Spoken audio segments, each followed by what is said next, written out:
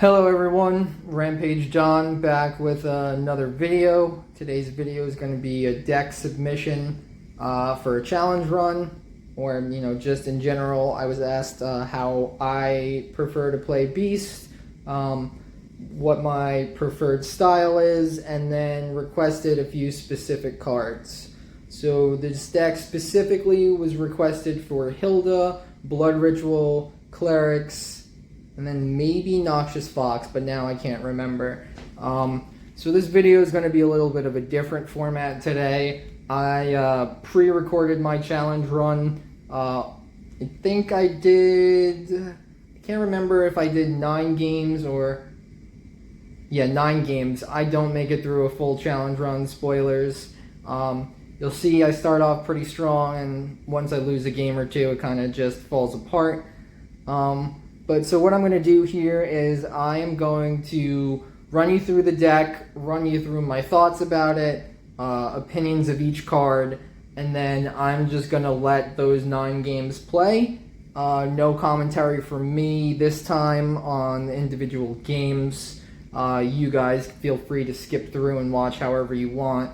I'll tell you right now that I'm pretty sure it's the first 6 games are all wins and the last 3 are losses. So if you want to just skip ahead and see my mistakes and see the kind of hands I don't particularly like, I would definitely skip to probably like the last 15 minutes or so.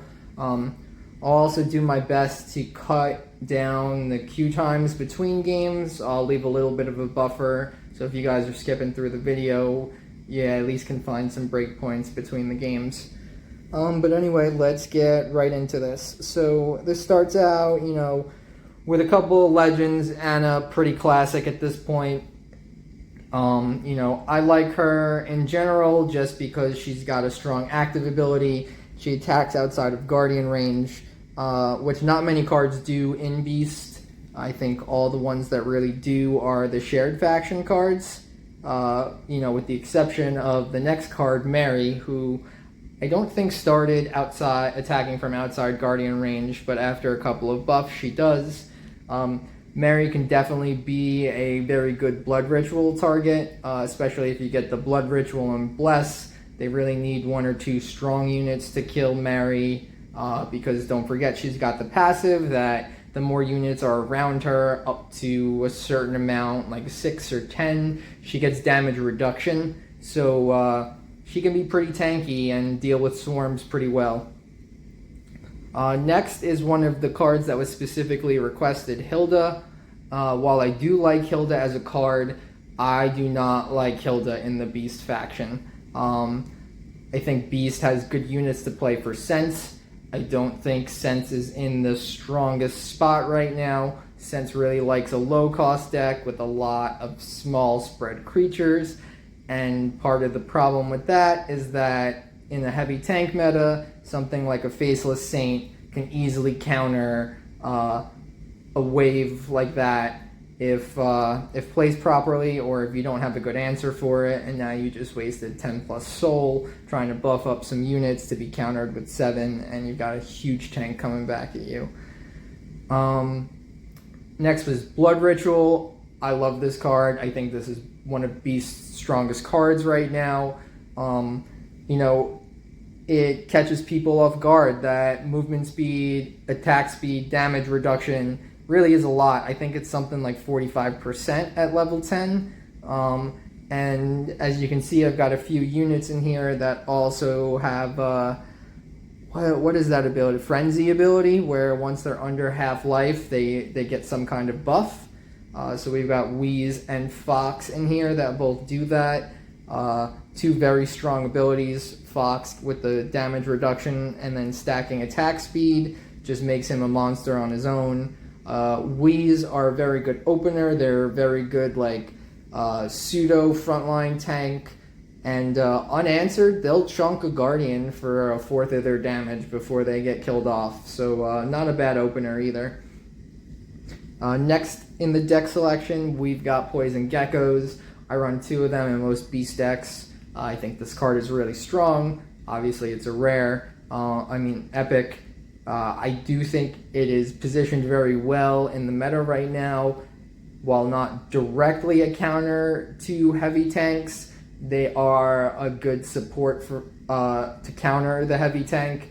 With the movement speed, attack speed, slow stacking, and being fairly beefy themselves, they give you the option to counter these big tanks like a Faceless Saint or a Minor Mech without having to have the perfect one-to-one counter like a Doramorph or a Pinlink Fission. It lets you, maybe drop down the Poison Gecko and drop down a Spike Boar, and now these tanks are attacking once every 4 seconds. Really mitigates a lot of the damage that they can do. Phoenixite, high melee DPS spread across the field, just a good card in general. Same thing for Salamander here, definitely one of the cards that I still sometimes feel like is overlooked because it was in such a bad position for so long. But the aura is just really big now. Enemy in the skill range of 10. So that covers most of what qualify as mid-range units. I think anything 12 and under are considered in that mid-range to short-range category. And fun little fact, in case you guys didn't know, Anna also covers a 12 range with her ability. Where are we? Anna, where are you? So Anna, ability range 12, and that is important because cards like Marines, which attack from right outside of her range, are 13, and as you can see here, their range is considered far. So keep that in mind. While I, generally consider Marines a mid-ranged unit and like to keep them, in the middle of my push, classification-wise and range-wise, they are technically far, even though it's still in Guardian range. Alright, back to the deck before I go on too much of a tangent. Next is Faceless Saint. You know my opinion about this card from previous videos. Super strong card, positioned well in the meta. I think it's a must-run in both Eden factions.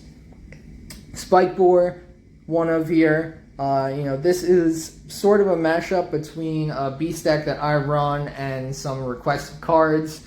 So Spike Boar was kind of just a carryover of when I was editing my deck to fit the qualifications of this submission. I do like Spike Boars though. Pretty good unit. Debuff the attack speed, fairly tanky, all for 2 cost, and you get 2 units out of it, so you can spread them if you have to. Stench, pretty standard staple beast card. You either need this, summons, or both to really attack the backline in beast. So if you're not playing both, you need at least one of the 2 in my opinion.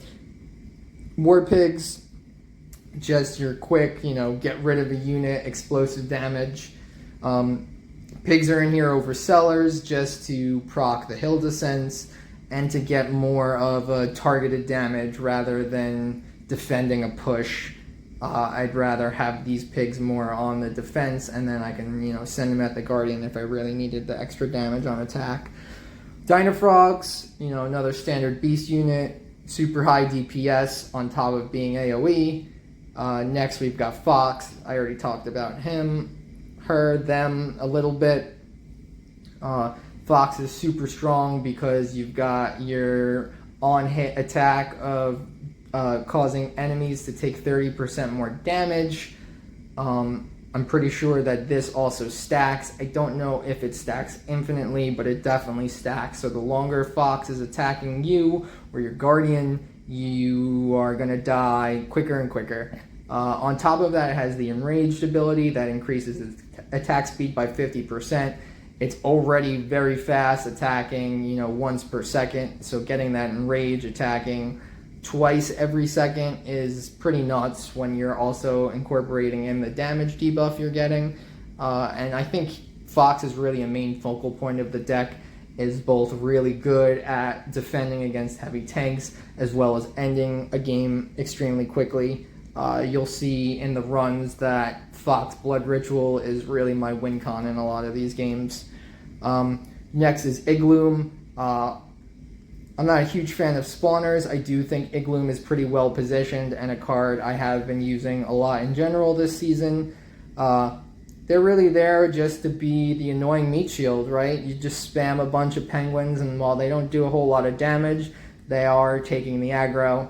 That allows, your salamander to live longer while doing AoE damage, or your fox maybe to get in a few more hits, something like that. Honestly, anything that buys any of your units a little bit of extra time is really doing a lot for you in this deck, mostly because you're either super high DPS or have some kind of extra ability that is buffing or debuffing.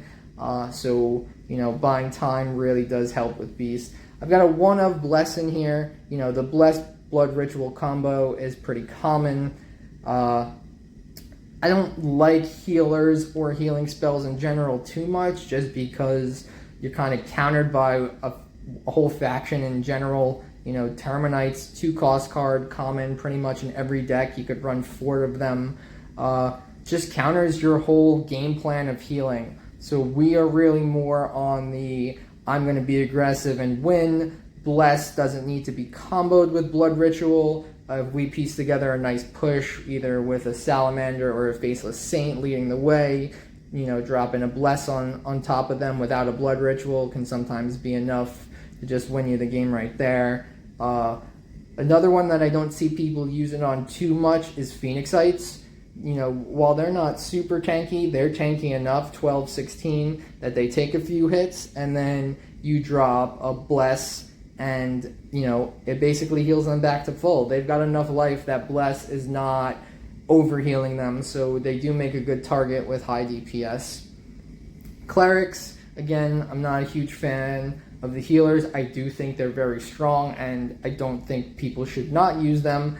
I just don't particularly like them for my playstyle. I am very much a go hard, go fast at the Guardian type player, and I think the Clerics are much better on the defensive counter push.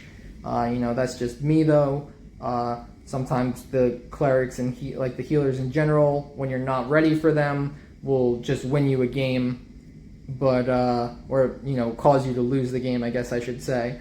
But I feel like more often than not, I can usually deal with healers, and they're really more of a nuisance than anything I'm afraid of.